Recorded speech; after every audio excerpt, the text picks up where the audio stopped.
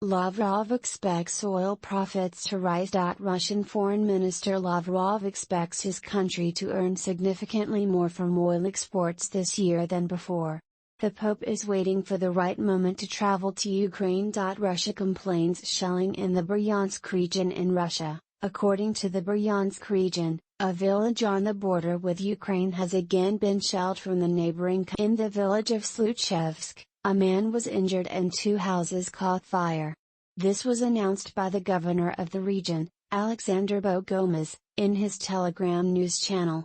He accused the Ukrainian armed forces of having shot at the village. The village, with a total of 150 inhabitants, is therefore about 1 kilometer from the border with Ukraine. In addition to Bryansk, other Russian regions, including Kursk and Belgorod, repeatedly accuse the Ukrainian side of shelling. The government in Kyiv usually does not comment on the allegations. Moscow expects a jump in profits from oil exports. According to Foreign Minister Sergei Lavrov, Russia expects significant additional income from energy exports this year due to higher oil and gas prices. Considering the price level formed as a result of Western policy, we do not have budgetary losses. On the contrary, this year we will significantly increase earnings from the export of our energy resources, Lavrov said, according to his ministry, to a Serbian TV channel in Bosnia and Herzegovina. After the oil embargo decided by the EU, Russia will sell the raw material to other customers. Pope waiting for right moment for Ukraine trip. Pope Francis is still hesitant about a possible visit to Ukraine. It's not easy to make a decision that could do more harm than good, he told a Ukrainian boy who asked him about it during an audience at the Vatican. He thinks a lot about the children in Ukraine and has a desire to travel to the country. But, I have to find the right moment to do it, said the Pope. He stated that he would also discuss the issue next week with representatives of the Ukrainian government, who are expected at the Vatican. Fire broke out in an important monastery. Part of an important monastery complex caught fire in the war zone in the eastern Ukrainian region of Donetsk. Flames erupted from one of several churches at the Svyatohorsk monastery, which bears the honorary title Lavra and is thus one of the most important Orthodox monasteries. Ukrainian President Volodymyr Zelensky said the fire broke out as a result of artillery fire by Russian troops. The Russian Defense Ministry said Ukrainian troops set the fire.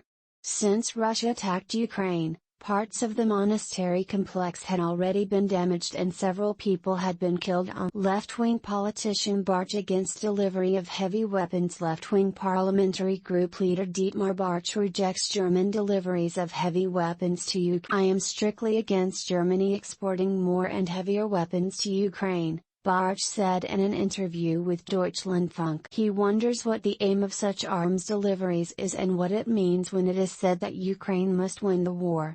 I am convinced that there will be no military solution, said Barch. A ceasefire must therefore be the ultimate goal. At the end of the day, Russia needs to sit down at a negotiating table.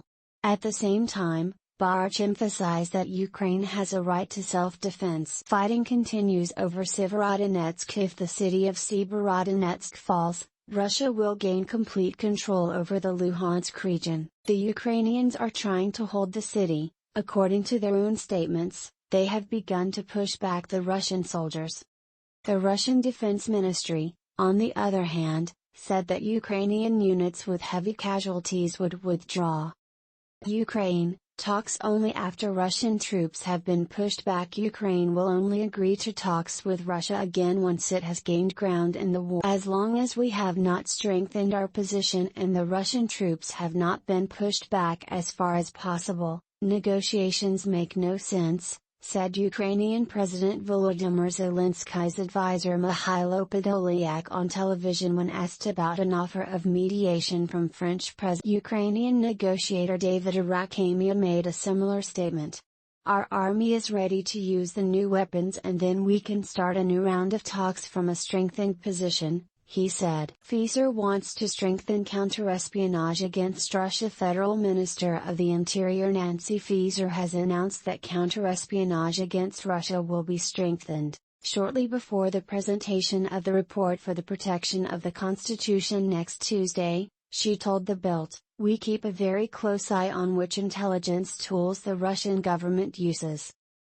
We are extremely vigilant and protect ourselves. And we act. That is why Germany expelled 40 employees from the Russian embassy in Berlin in April," said the SPD polit. "They could therefore be attributed to the Russian intelligence services." According to the report, the Federal Office for the Protection of the Constitution warns, according to security circles, that the risks of eavesdropping and the risk of unauthorized data leakage are real and should not be underestimated, especially in sensitive areas such as the government. Conventional calls over telecommunications networks are basically not tap-proof. Kuleba, "It is Russia that is humiliating itself." Ukrainian Foreign Minister Dmytro Kuleba has dismissed French President Macron's warning about humiliating Russia. "The call to avoid humiliating Russia will only humiliate France and any other country that demands it," the minister wrote on Twitter. "It's Russia humiliating itself.